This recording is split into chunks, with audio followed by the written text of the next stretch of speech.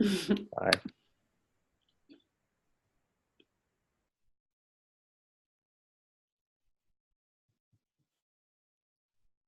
So we are broadcasting, so as soon as you want to start, although we don't, no, we have viewers here, they're getting it, so you can start.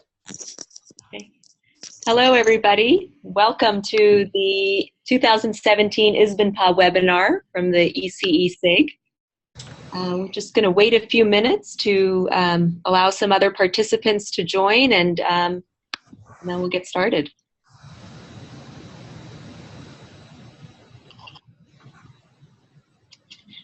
I think we'll, just to stay on track, I'll go ahead and give you a bit of an overview of what we're planning today. Good morning, good afternoon, good evening, depending on where you are. I want to start by just thanking the ISBNPA leadership for allowing us this opportunity to be together and to make this possible. We have a very interesting webinar planned for you today. As by way of overview, so this is what we're thinking. We'll get started in just a couple of minutes. We have 3 speakers today, 3 panelists who are going to, we'll introduce in a moment. Each panelist will have about 15 minutes for their presentation. You'll be able to see their screens, and we'll have some time for 1 to 2 questions after each speaker, and then plenty of time, 15-20 minutes towards the end for more discussion. Just a reminder to make sure that you are muted on your end if you're not speaking for the panelists. And all of our participants, you'll have the opportunity to send us questions through the Q&A panel on your screen. If you'd like to direct a question to a specific speaker, please indicate that in your question. And the webinar will be recorded, so you'll have a chance to come back and view it again if you'd like.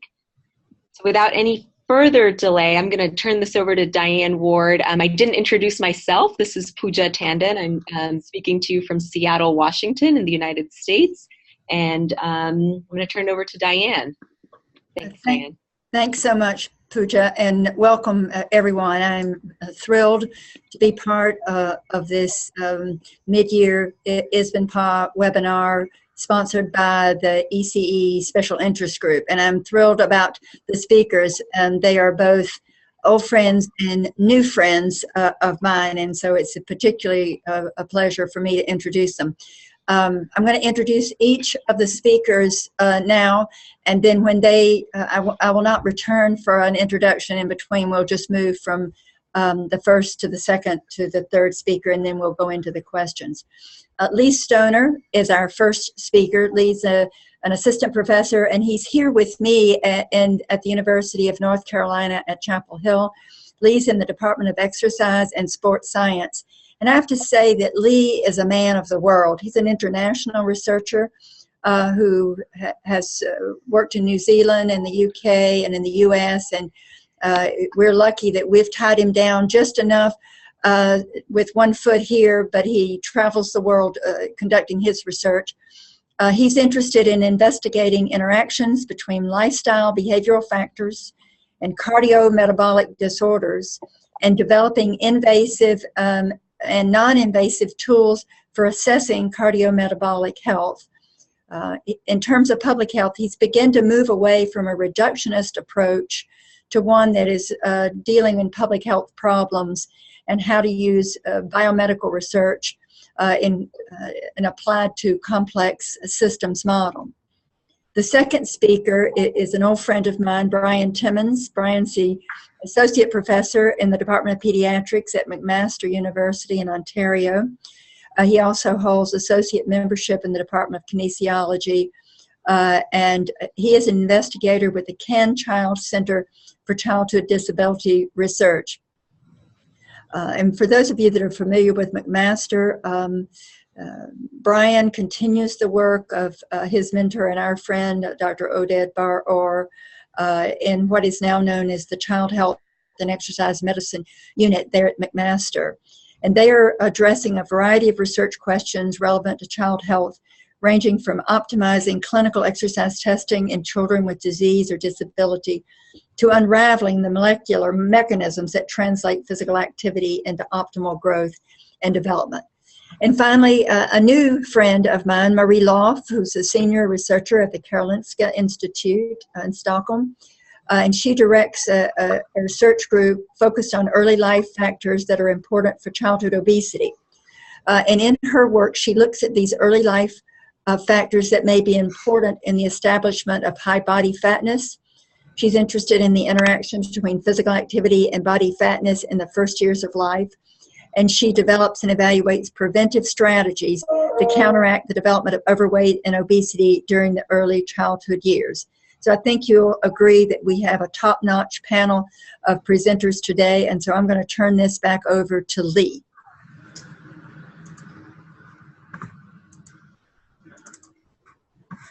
Okay, can everyone see my presentation okay? Yes. Great. Thank you for the introduction, Diane, and thank you, team, for inviting me to speak. I'm going to start by talking about the importance of physical fitness to cardiovascular health in young children. Unfortunately, the picture we see here is becoming all too common in our society, not just in the US, but in countries around the world. And in this picture, you know, we've got a range of behavioral concerns, including poor sleep behavior, poor nutrition, and physical inactivity. And we can tell the physical inactivity because if you look at that basketball in the corner, it's got a very sad face. So with my talk, I'm going to start by briefly outlining the problem, discussing what's required for optimal childhood development, with a particular focus then on how we achieve optimal physical fitness in children. And then I'm going to conclude by talking about some of the protective mechanisms that result from achieving optimal physical fitness. This is the problem. Typically, we associate cardiovascular disease with old age, or at least with middle age. But cardiovascular disease happens from a young age. The process of atherosclerosis, i.e. the precursor to cardiovascular disease, initiates during childhood, and it's occurring at an accelerated rate. In fact, one prominent researcher has estimated that the current generation of children in the US are not going to live as long as their parents. And this is stemming from inadequate development and subsequently inadequate development of their cardiorespiratory system. So looking at the problem, this is kind of a simplified model of how it progresses. We have lifestyle factors, including physical activity, nutrition, and sleep, and they lead to obesity or overweight, which leads to metabolic diseases, and subsequently that leads to cardiovascular diseases. It's a bit more complicated than that because these lifestyle factors can have an influence on metabolic and cardiovascular disorders independent of obesity. And of course, there's a genetic predisposition for each of those conditions. And then, of course, we've got social cultural factors which are influencing lifestyle behaviors. Now, I'm particularly focusing on physical activity here and the subsequent repercussions thereof. And the moderating factor is cardiorespiratory fitness. This recent article here in the European Heart Journal breaks down physical fitness in terms of cardiorespiratory fitness and skeletal muscle strength, and looks at fitness in terms of high, middle, and low fat fitness, and breaks that down into quartiles. And we see that for the high fitness, as you go up in quartiles, there's a decreased risk of cardiovascular disease. The hazard ratio is on the y-axis here.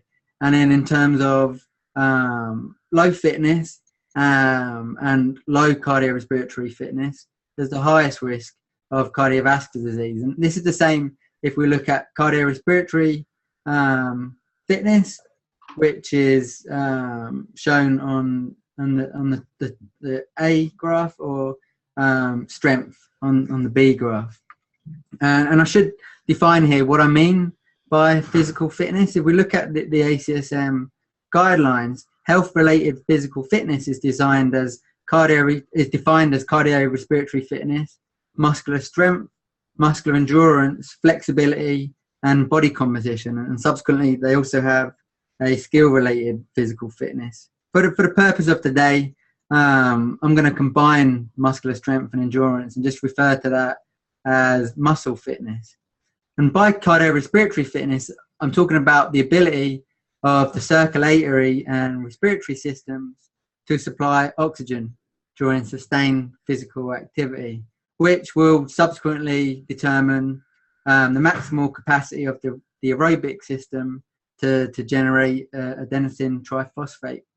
By muscle fitness, in terms of strength, I'm simply talking about the ability of the muscle to exert force, whereas muscular endurance is the ability of muscular contractions to continue without fatigue. So what is required for optimal childhood development? Unfortunately, kids aren't born with a blueprint.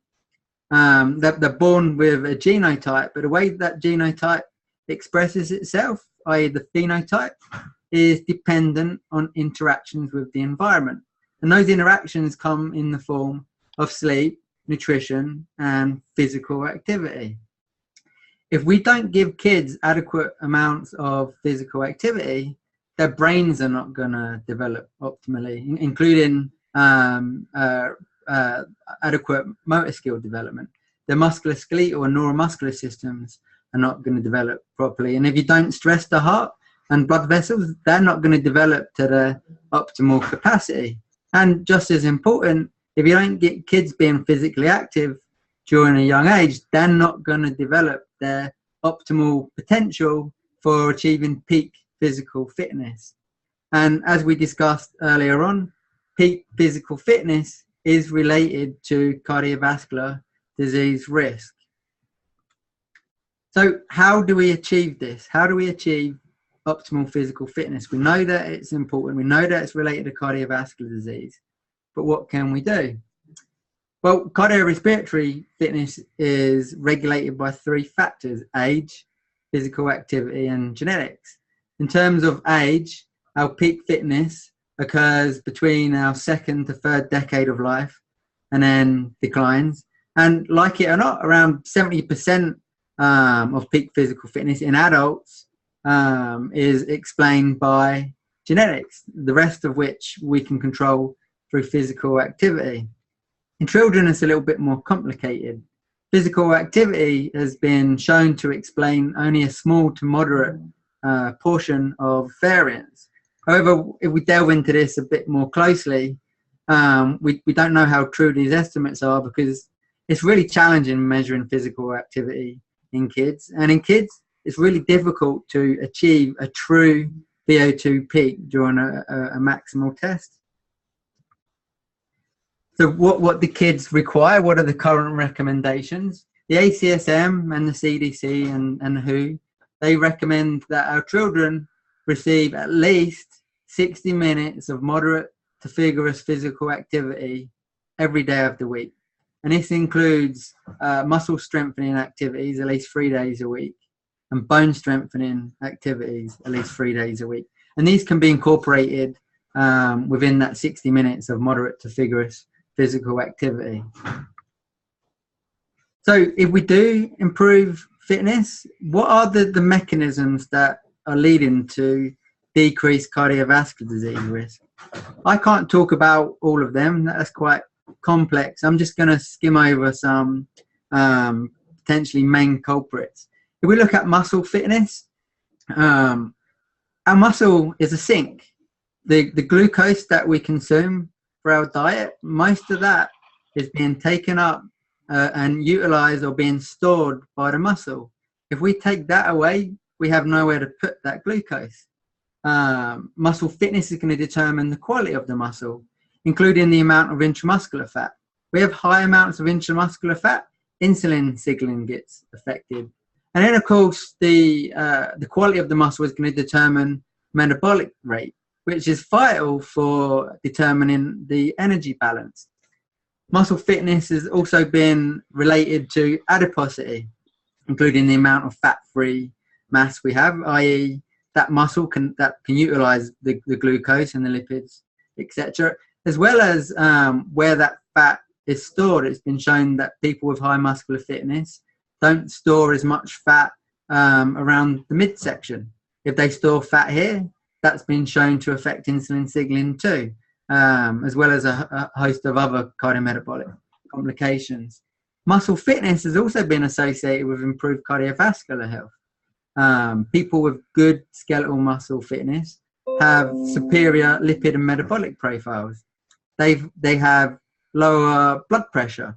They have lower rates of inflammation, and they may have decreased rate or decreased incidence of arterial stiffness, albeit this is a little bit of a more complex and controversial topic.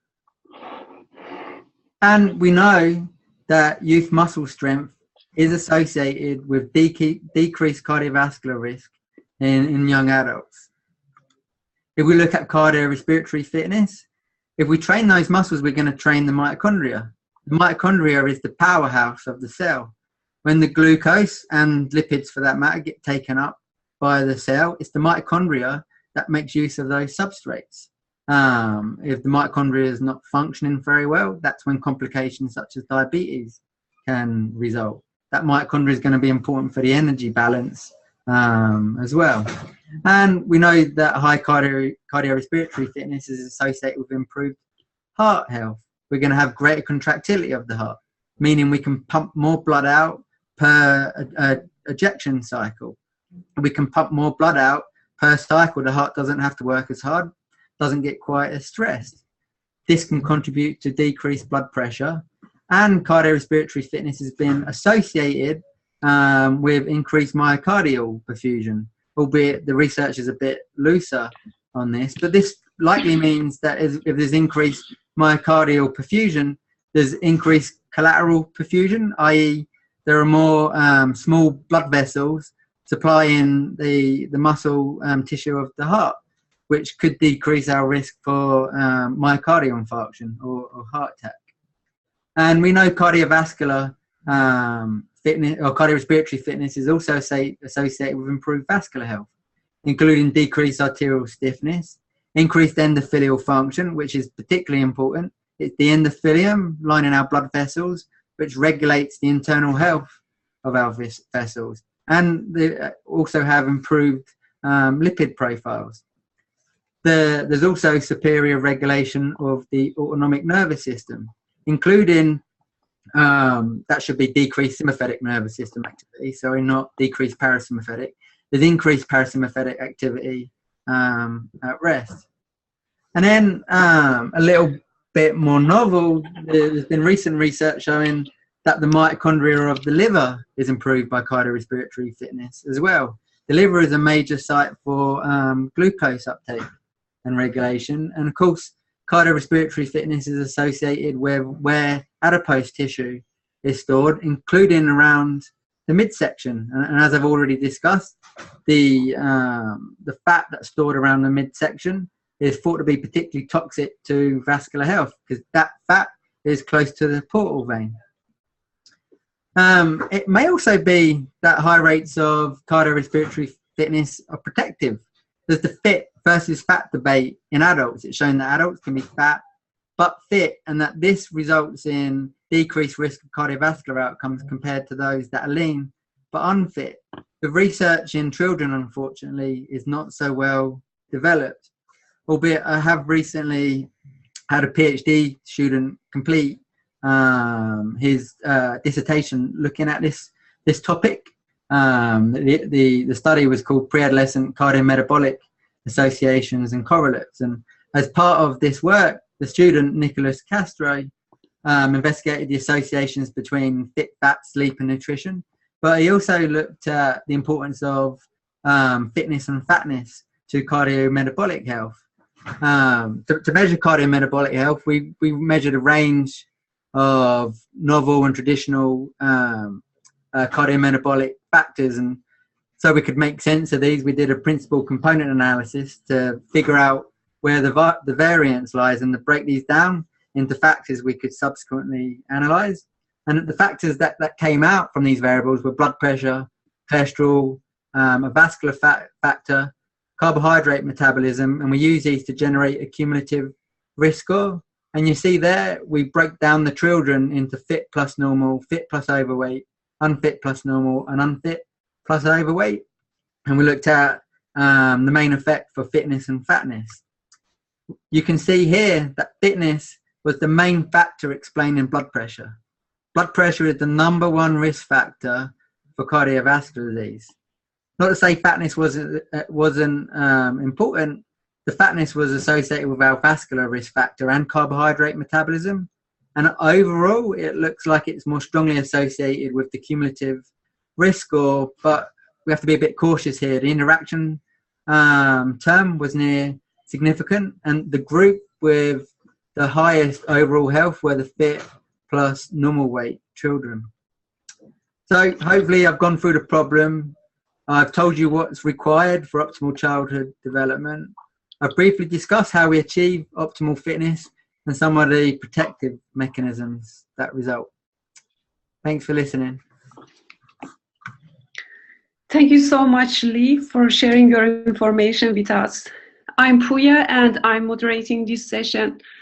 So in your just last slide, you mentioned that fitness one of the most important predictor of cardiovascular health. Yeah. Was it the whole fitness? I mean, was it just the cardiorespiratory fitness, or was included the muscular fitness as well? In that model, it was just cardiorespiratory fitness. We have in other models looked at the strength and strength being assessed using grip strength. And grip strength is associated with some cardiometabolic outcomes independent of the cardiorespiratory fitness. Some of that stuff we're still trying to tease out as well. So do you have any more detail on the strength and the relation of strength with the cardiovascular health? Or is it the upcoming result? I don't have the data in front of me. I can't comment on that right now. But it was associated with some of our cardiometabolic variables. We're still finishing analysing that data. Yeah, that's great. So we will have, a proper discussion, question and answer session at the end of the webinar. And please send your questions. I'm asking audience just to send their question through the Q&A box if they have any questions, so we can go through it later at the end of the webinar. And thank you so much, Lee. Okay. And we will carry on with our next speaker, Brian. So Brian, the stage is yours whenever you are ready. Thank you very much. My slides up. Okay, thanks very much. I apologize. I've got a bit of a cold, and so I sound funny. But today I'm going to talk about assessing fitness in young children. I'm going to take a step back and talk a little bit about how we define fitness, ways of measuring fitness, and then show you some of the work that we've done here at McMaster. And today I'm coming to you from Hamilton, Canada, McMaster University. So I think it's important to define and distinguish the difference between physical activity and fitness, because they are quite different. And the typical definition for physical activity is the focus is more on how it's a behavior that occurs in a variety of forms and contexts, as this classic definition describes. Whereas fitness, and when we think about fitness, it's more of a state or an adaptive state that varies, and this is important, with the individual's growth and maturity status. And I'm going to come back to that a little bit later. And of course, fitness changes with habitual physical activity lifestyle, and to some extent genetics, based on depending on what study you're interested in. So I think this is important. Physical activity, we measure nowadays more often than not with accelerometry. It's an objective, fairly straightforward method to use to measure physical activity. Measuring fitness is a little different. There are some unique challenges to measuring fitness in young children. And the research I'm going to show you that we did is kids 3 to 5 years of age. So that's where I want to start, is defining what I mean by fitness. And how do we define fitness in these young children? So children during the early years. And it depends. And there's no gold standard fitness test. There's no one definition or size fits all. Sometimes when people talk about fitness, they're really talking about gross motor skills. Sometimes body composition. So the leanness or the fatness of an individual might be interpreted as their fitness level. And then we have things like endurance and strength, which Lee mentioned already, and I'm going to speak to you a little bit about how to test those. But then there's also the play-based skills, and maybe this is the way we should be thinking about fitness is their ability to engage in play-based types of activities. So measuring fitness is a big challenge in kids in general, and the primary reason is we have to account for growth and development. But there are some things to consider, and obviously the first thing is equipment. And for anyone who has experience testing lab-based protocols or even field-based protocols, it sometimes takes some creativity to adapt existing equipment, which is more often than not for adults or older individuals, for the size of the younger child. Protocols themselves. Fitness testing of young kids, i.e. the preschoolers, is not something new. I mean, Pereshkova has been testing fitness since the 60s in young kids. But really, there are not a lot of protocols that have gone through the proper scientific verification of validity, which means, is the test actually measuring what it's supposed to measure or what we think it is measuring? And are they reliable? So if we test them today and test them a week later, do we get the same result? And obviously those characteristics of a protocol or a test are important in terms of looking at interventions and the effects of interventions. And then interpretation. So let's say you're successful in assessing fitness, whatever that may look like, in a large group of kids. How do you interpret that information? Are there reference data available? Are there normative values available to which you can compare? What's normal for a typically developing 4-year-old boy running on a treadmill, for example? There are not a lot of those kinds of data available, and that is obviously a challenge when interpreting some of the information. And finally, why are we doing the test? And most of what we're talking about today is research focused and based, but also there are people who are interested in clinical utility of some of these tests. So kids with chronic medical conditions, what kind of tests can we use? Can we use the same tests? Should they be modified, et cetera? And so those gaps in our knowledge are pretty vast when it comes to the early years, unfortunately. I'm going to show you this slide here, and I don't want you to get caught up too much there are 3 different tests. One's called the McMaster protocol. I'll use my mouth. I'm not sure if you can see it, but the McMaster protocol, the James protocol, the Godfrey protocol, 3 different tests to measure aerobic fitness on a cycloergometer. And there are a lot of numbers here, but notice that depending on the child's height, the initial load and the amount of increment or the amount of resistance added to the bike every stage or every duration changes. And you notice this is not chronological age. This is done by height to account for growth, a difference in growth. And where you start initial load and how you increment also changes according to growth. And so these are typical tests where there's a progression. So you start at a particular workload and you progressively increase. And the way we explain this to our kids is that you're riding up a mountain or a hill, and the hill's going to get steeper and steeper and steeper, and we just want you to keep going as long as you can go. So I'll show you this again just to instill the principle that most tests have some kind of progression, and they're usually based on growth and maturation in terms of how they're designed. This is another test looking at short-term muscle power. Again, a bicycle test, and some of you might be familiar with the Wingate test. But this is based on body size, and the way this test works is 30 seconds, ride the bicycle, pedal the bicycle as fast as you can for 30 seconds. But based on whether you're a girl or a boy and at your body size or your body weight, more resistance gets added. So if you're heavier, i.e. older, more mature, you'll be pedaling against a higher resistance. And then it comes down to a relationship between force, velocity, and that's how we determine power output. And Diane mentioned Oded Bar-Or, and this is Oded doing the Wingate here at McMaster several years ago. Okay, I already mentioned several challenges with fitness testing, and the primary one is really accounting for body size and teasing out, okay, how much of the value or the number that we're getting is actually due to normal growth and development, or is it due to a disease or an impairment or an intervention that we're interested in studying the effects of? And the question is really, would responses be similar if body dimensions were similar? And so this little guy versus this adult, we can measure fitness, we can measure aerobic fitness, muscle strength, but how do we compare the values fairly, if you will, and how do we properly account for the different differences in body size? That's a huge challenge, and I want to show you one example of why that's important. This is grip strength. Okay, so this graph is showing grip strength here on the y-axis, and here we have chronological age. Okay, so from 8 to 20, and this is not the early years. I apologize, but it still makes the point. In the light dash lines, you have 97th percentile in different channels, different percentiles for the boys, and in the solid lines, you have the same kinds of percentiles for girls. So if you were to look at this, you'd say, okay, grip strength increases in kids, boys and girls, kind of similarly up until about the age of 12. And then it drastically increases in boys. And it kind of gets to a hump in girls around 14, 15, and then they start to actually reduce their grip strength into the later teenage years. So this would give you one interpretation of differences between boys and girls when it comes to grip strength.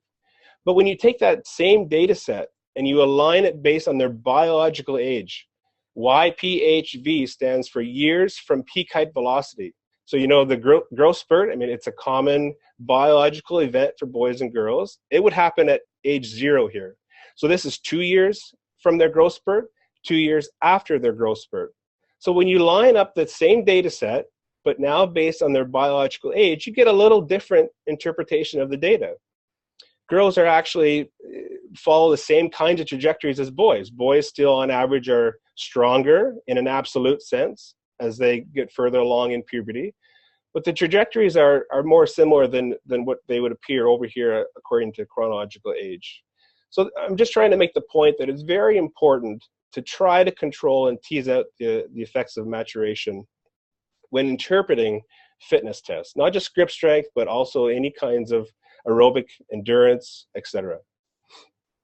Okay, so measuring fitness during the early years is not all gloom and doom. I hope I'm not giving you that impression, despite the challenges. And you're going to hear more about the pre-fit battery, but in recent years, there have been more and more studies that have focused on trying to develop tests that are valid and reliable and feasible. Can we actually do the tests in the preschoolers? And these are coming up in the literature, and I would encourage you to read read some of these papers if you're interested in pursuing this line of measurement. And then the way we got into this area is a couple years ago, we published a small study on the reliability of fitness measures. And now these were lab-based measures. So I mentioned the aerobic fitness and the Wingate test.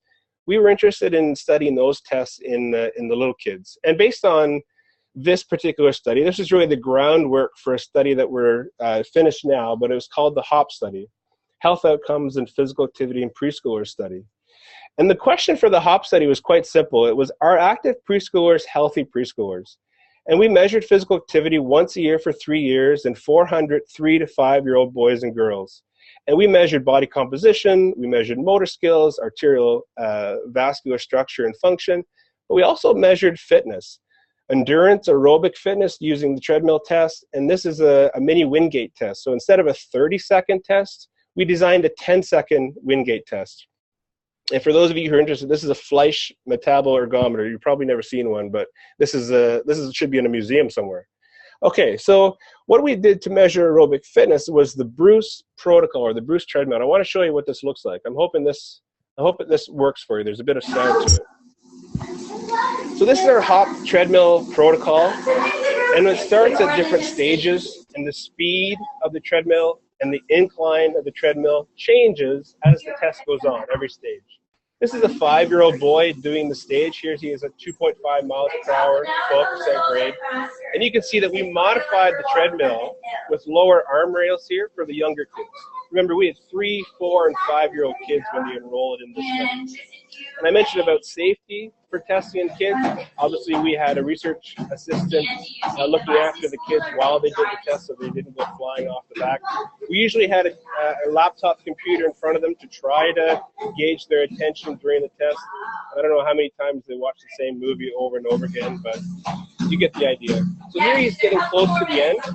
They're allowed to hold on, and we're measuring heart rate. He is wearing a heart rate monitor here during the test. We're interested in treadmill time, and we're interested in heart rate values at the end of the test. So here he's 5 miles per hour, 18%. You can't probably really see, but it's getting quite flush in his face, and it's getting very close to being done. So here's his time to exhaustion, almost 13 minutes.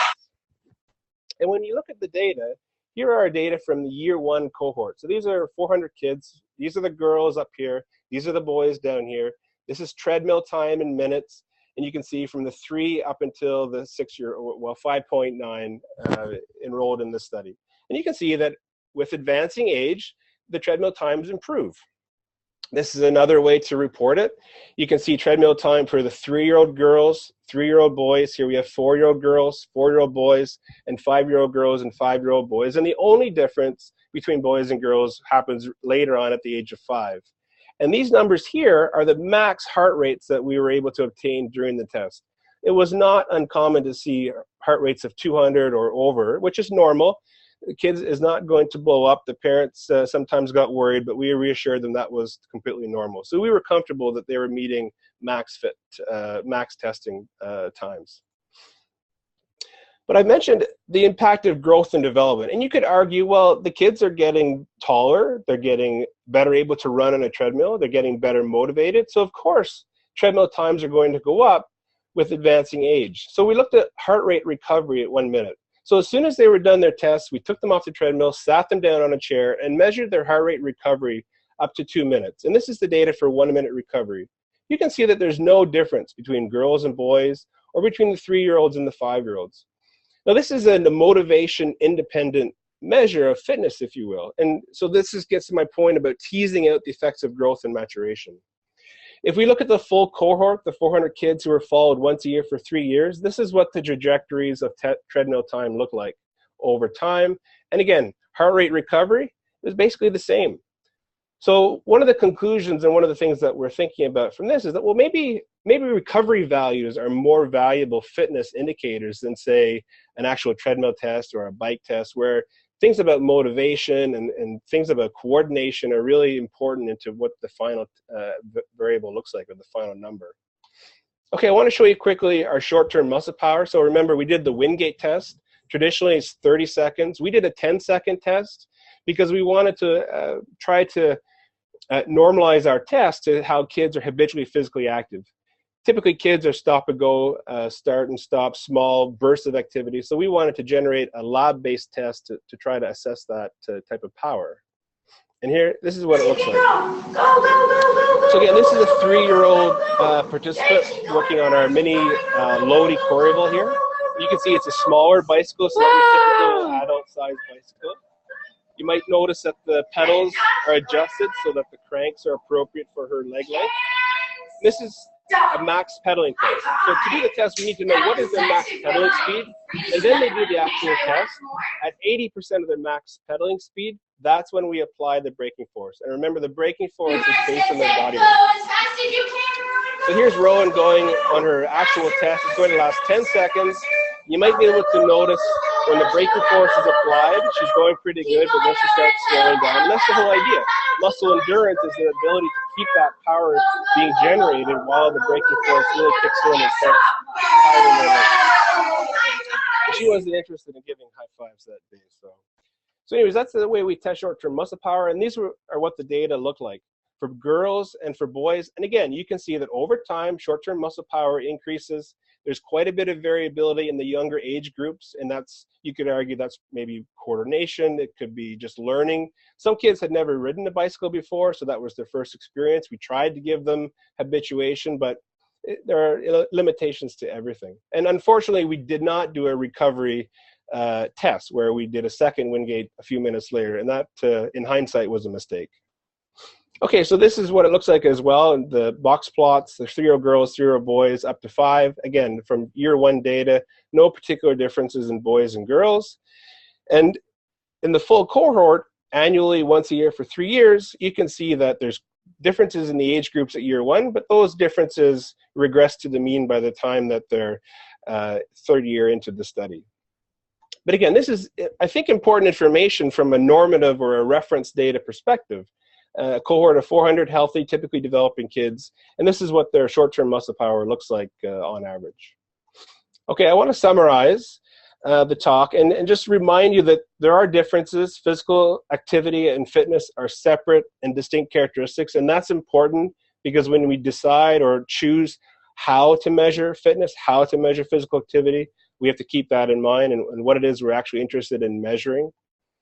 Assessing fitness in young children is very challenging. It's very difficult to control for the effects of motivation, whether it be on a treadmill test or growth. And so I think the more we think about things, anyways, in terms of our own research, tests that have a recovery component to it, like the heart rate recovery, like doing a second Wingate a few minutes later, these may be ways to get around some of these challenges and generate some information about recovery as a surrogate of fitness. Valid and reliable measures of fitness should be considered as outcomes and interventions. There are valid and reliable measures of fitness. And I think as more of these come up, I think people will consider using fitness as an outcome variable more often in their intervention studies. And I would end by saying studies should investigate whether fitness during the early years predicts later health. And this question, of course, is, so what? Does it matter? Does it matter if we can move fitness levels of a 4-year-old, a 5-year-old as they enter school? Does that stick with them? Can we invest in fitness? Can they bank the benefits of being fit later in life? I want to end there by thanking the team here at McMaster and the funding, and I want to thank you for your attention, and that's the end. Great. Thank you so much, Brian. That was a great presentation. We'll give you one question right now that came through the chat box. We had a participant asking if there are any more studies that you know of that are looking at recovery as a measure. I know we saw your data, but if there are any other studies coming down the pike that you know of. Not that I know of, unfortunately, no. All right. We have one of our own studies. It's actually a follow-up to the HOP study. So these are of the 400 kids, we're bringing them back in now that they're school age, and we are doing a 30-second Wingate with an additional second Wingate 2 minutes later. Now, it's not young kids testing, but the question we can answer or ask is, does physical activity or fitness during the early years matter for their fitness later on? But I'm not aware of any existing fitness studies measuring recovery. Great. Okay, well, we look forward to seeing those results coming for the older kids as well. So we'll go ahead and move on to Marie then and save the rest of our questions for you until the discussion. Okay.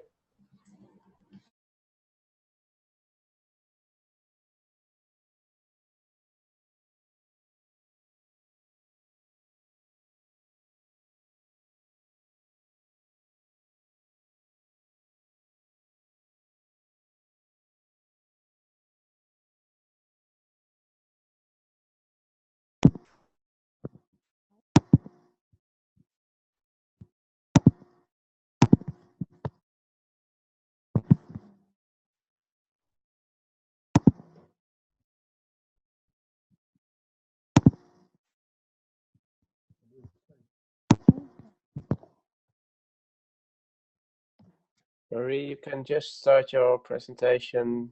Yeah, thank you. So hello everyone, I'm the final presenter and I will talk about intervention strategies to increase fitness in preschoolers. And I will base this presentation on experience and results from the Ministop trial that we just completed. So to start with, as we have heard from the other speakers, physical fitness is a powerful marker of health. in older children and in adults.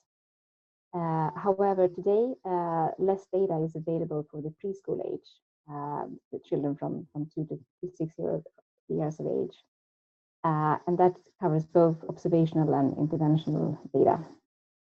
And in 2014, I had the opportunity to get in contact with Fran Ortega, who led the work where they systematically reviewed the literature on field-based fitness tests, and ended up in proposing a fitness test battery called PreFit that was previously mentioned.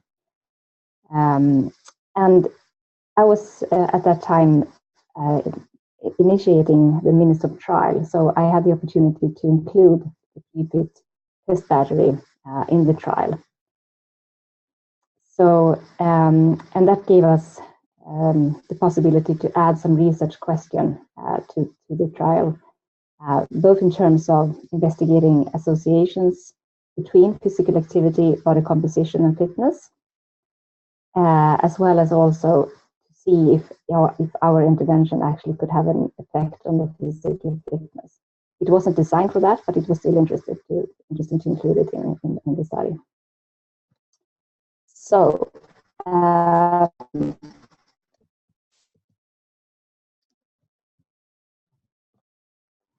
will then present the MiniStop trial. This is our study protocol. It's a mobile phone-based intervention, an mHealth intervention, trying to prevent obesity in 4-year-old children in Sweden. And it's kind of, I mean, the background is that mobile phones are now carried by people all the time. So it gives us a possibility to deliver interventions through mobiles.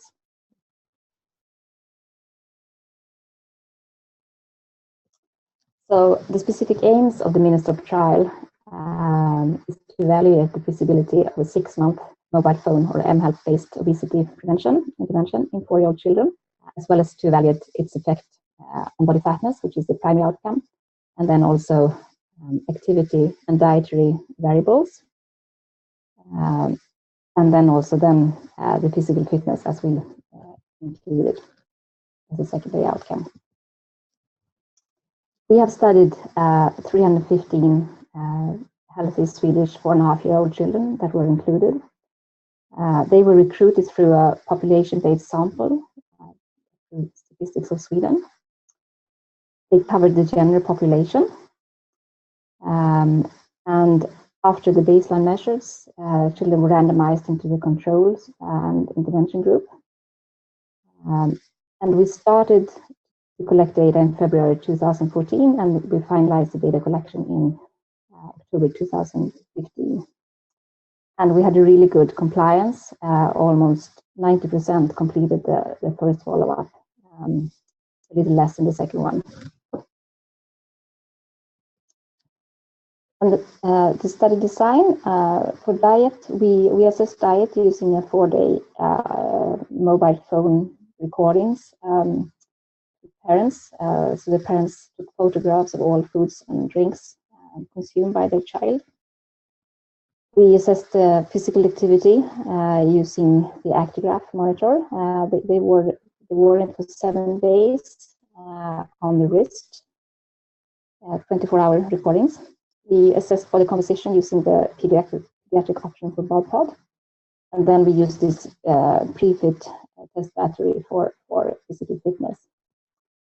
And it includes 4 simple tests. The first one being the 20-meter shuttle run for cardiorespiratory fitness, the 4x10 shuttle run for motor strength, the standing long jump test for lower muscular strength, and the hand grip strength for upper muscle strength.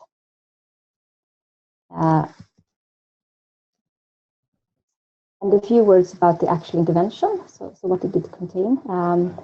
We developed an app through a team of nutritionists, behavioral science researchers, engineers, and psychologists.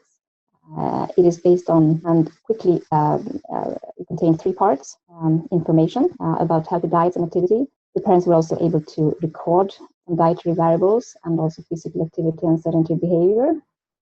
They got some feedback messages based on their recordings on how their children were doing on these key variables. And they also had the possibility to interact with the psychologist or a dietitian if they had questions.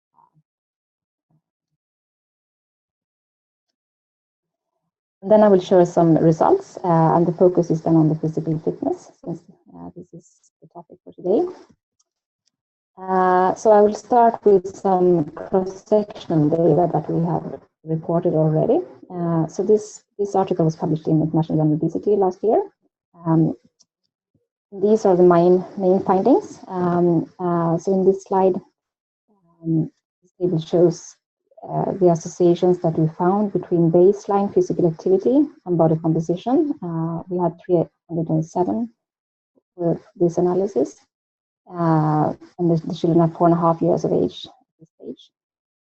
And as you can see, the main findings are that vigorous physical activity was positively associated with fat-free mass index. And so was the case also for moderate to vigorous physical activity, which was also negatively associated with percent fat mass as well. So children with greater amount of BPA and MVP had a healthier body composition. This slide shows the same type of analysis, but instead the outcome was physical fitness. And again, BPA and MBPA were both, it was positively associated with the number of laps in the 20-meter shuttle run. And then there is a negative association because for the 4 times 10 you measure time, so here it's more beneficial to have a shorter time, but still a positive finding. So and these, I was quite interested by when I saw these findings, because to me those children are quite young and still the effects are quite,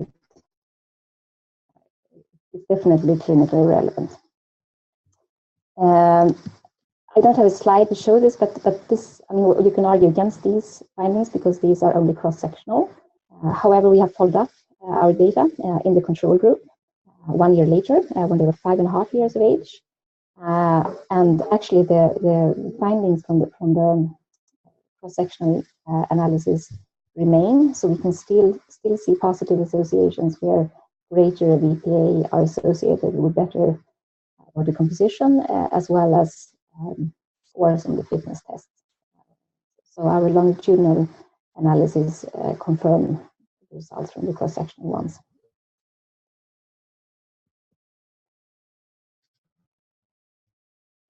So what about the intervention results? Firstly, the mHealth intervention was highly accepted by parents. They used it actually quite a lot. Since this is a short presentation, I haven't provided any results, but quite many parents used it throughout the 6-month period. And they quite liked it. And we also saw an effect of the intervention on the, for instance, the odds of having improved at least 1 out of the 6 dietary activity behaviors at follow-up were 93% higher for the intervention group compared to the control group. So there is some positive findings as well for the intervention. What about the fitness results? Were we able to improve the fitness? And unfortunately, the answer is no. This is just preliminary results that I put together for this presentation. But as you can see from the slide, we don't see anything for the fitness. I will come back to why. So to sum up, our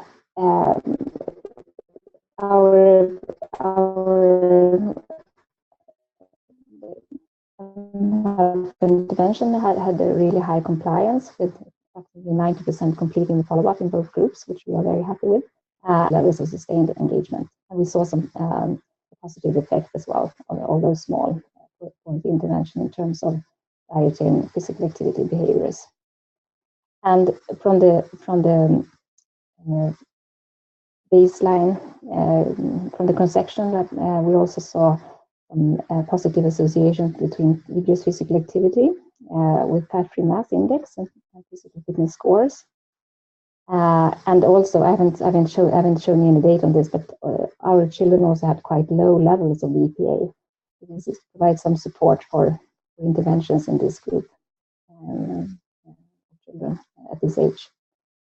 However, we didn't see any effect on the physical fitness of this intervention, and that may, of course, seem discouraging. But I wouldn't really put it that way. It's not really surprising because our study wasn't designed for that. And also the app focused more on diet than on physical fitness. So if we had had more physical fitness, maybe we would have been able to be successful in this topic. But I can so that could be, of course, recommendations for future research, that also in an mHealth application such as this, there could be more focus on the physical activity part. But I can also share that the children really loved the physical fitness tests.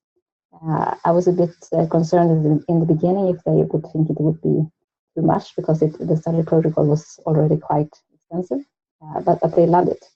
And when they came from the follow-up measures, the children were very motivated, and they bought their training shoes, and yeah, they had a lot of fun. So it was great. So just to show you that, I can show you this little boy who is having his hand grip measured, and you can see that he's motivated and he's trying his best. So finally, I would just like to thank all my co-workers and the funders, and say thank you for your attention. Thank you so much, Mari, for your great presentation. We have just one question for you, came through the chat box, and Dion is asking for the type of children that you recruited, whether they were from the low or high socioeconomic status, or what was your general inclusion criteria for children? Yeah. Actually, in Sweden, we are quite fortunate because we have quite good population registers that we can access. So actually, everyone in a specific area got the invitation. So everyone got the possibility to participate. Yes. So we have quite a diverse population, although of course we still have still quite a lot of high educated people in the end, of course, but we tried our best. So, yeah. And one more question for you. And they are asking if you are taking into account the growth status of children while you're analyzing your data, especially in long term, if you are comparing the changes. Yeah. No, we haven't done that yet, but I mean the former presentations gave me some thoughts about that. So I will see what we can do on that part, definitely. Yes. Thank you so much. Great. Well, we'll go ahead and open it up to a discussion with all of our panelists, and led by some questions that we got by our participants.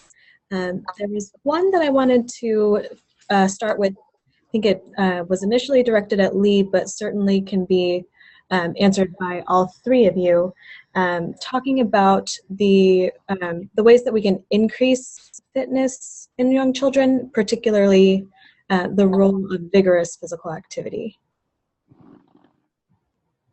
Yeah, I could start. That's a really good and complicated question, you know, and people have been looking at the efficacy of like high intensity training, like such as HIIT training, for improving health outcomes in kids. And I've reviewed some of that work, you know, through journal articles and grading people's degrees and so on. It does show that it improves fitness, but we need to be thinking about the implementation science part of that as well. So, you know, the high intensity stuff, the vigorous stuff, it's great. We may be getting some beneficial outcomes, but we need to think about the big picture behind that. And the problem right now is not whether they're getting vigorous activity, right? It's whether they're getting any activity. They're not meeting the guidelines in moderate or vigorous activity, and we're trying to jump the bandwagon and go straight to the extreme end. Yeah, that's a great point. Did Brian or Marie have anything to add on with that question? If not, we will keep moving. I guess I would just say if you're asking what the evidence is, there isn't any evidence for the best way to improve fitness. If you look at the Canadian Physical Activity Guidelines and the evidence that goes into that, there's nothing when it comes to, or very little when it comes to the importance of activity intensity and fitness outcomes. If you're not so worried about the evidence and intuitively, then yeah, I would focus on vigorous physical activity, because if you want to change how well the heart works, if you want to change how well the lungs work, if you want to change how well your muscles work, you have to stress them and they have to adapt. And the best way to stress them is to engage in higher intensity physical activity and move in general, which is Lee's point, but also add in the vigorous physical activity so that you stress the system. And there's no reason to believe that's not the same for a 4-year-old or a 5-year-old or a 15-year-old.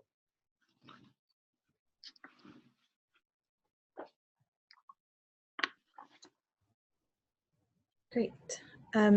Okay, so actually, Brian, we had a couple questions specific to your presentation that we'll follow up with. Did you test the within-child variation across age on fitness test reliability and validity?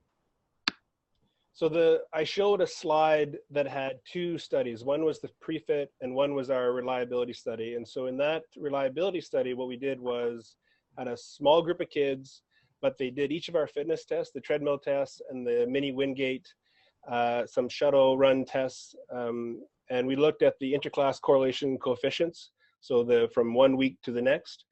And for the Wingate tests, it was, I think, 0.9 area. So it was quite reliable. It was quite a reproducible test. The treadmill test wasn't as good. It was in the neighborhood of 0.6, 0.7 or so, but it was still acceptable in our mind.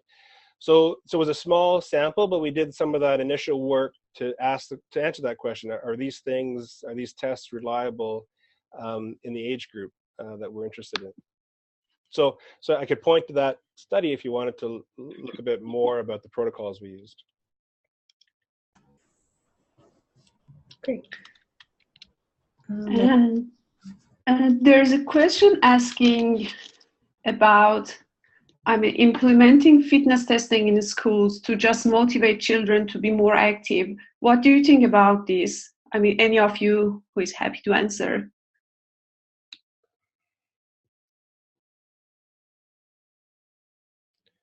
Well, I can jump in. Yes. We used to in our country, we used to do fitness testing all the time, and the pendulum swung, because if someone didn't do as well on the fitness test, if they were embarrassed because they weren't quite as fit, then this was not, this is not something that we wanted to kind of highlight. So, but I think if done properly, there's no reason why something like fitness tests couldn't be incorporated into phys ed class. And I know that some phys ed classes probably do that already. And so my answer would be, yeah, I think it's reasonable to implement fitness testing into schools. Yes, great.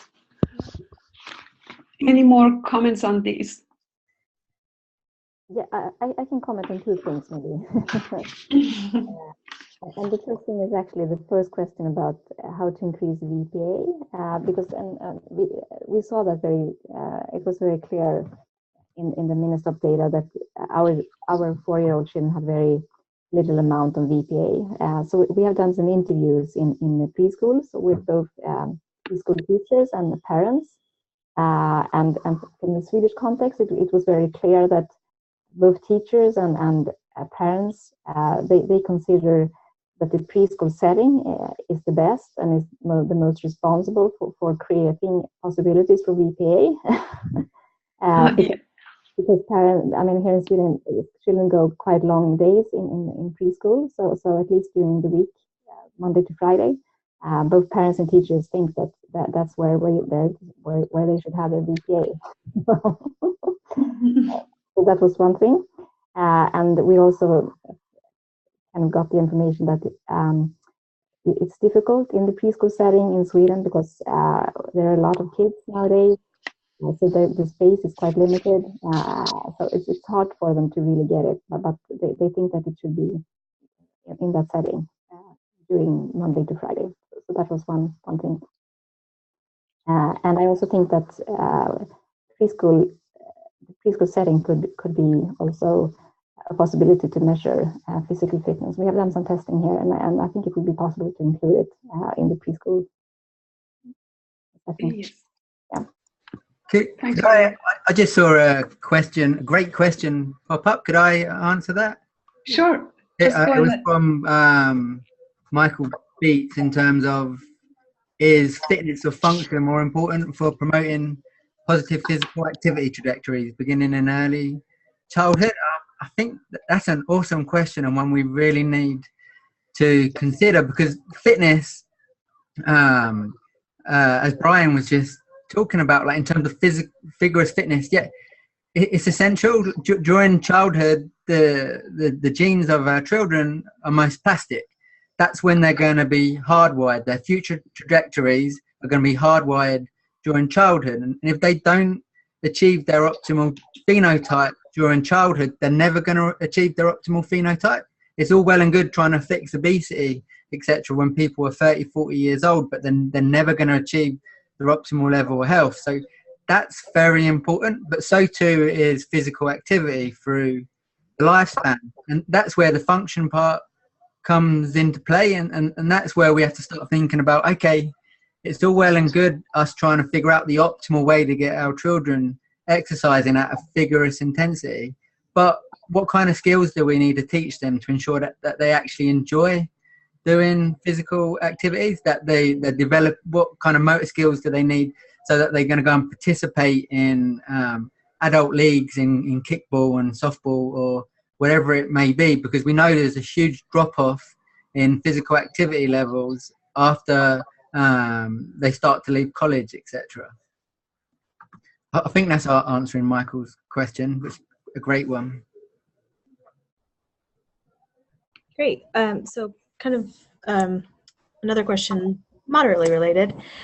So why focus on fitness or MBPA when we have these, at least in the US, these IOM guidelines that call for total physical activity?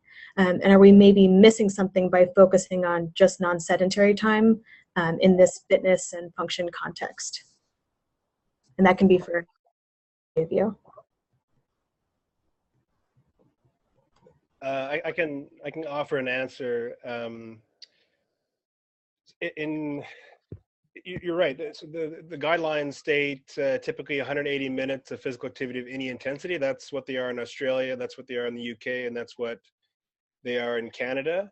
In Canada, our guidelines state for 2 up to 5, or up to 4, I guess. It's 180 minutes of physical activity at any intensity, working towards 60 minutes of energetic play, which was our code for saying MVPA.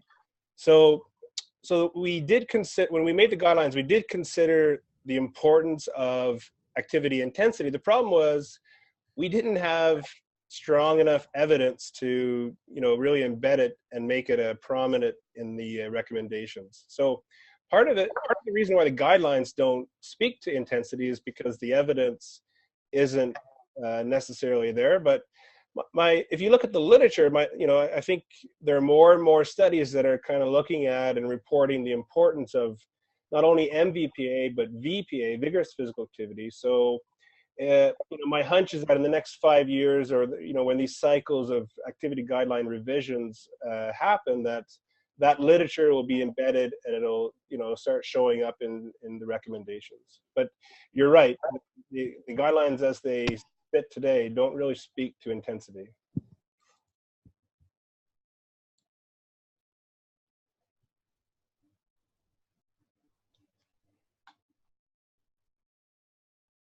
Thanks, Brian. And also we have another question, which is asking if we need to consider this intensity-related activities to the preschool children guidelines?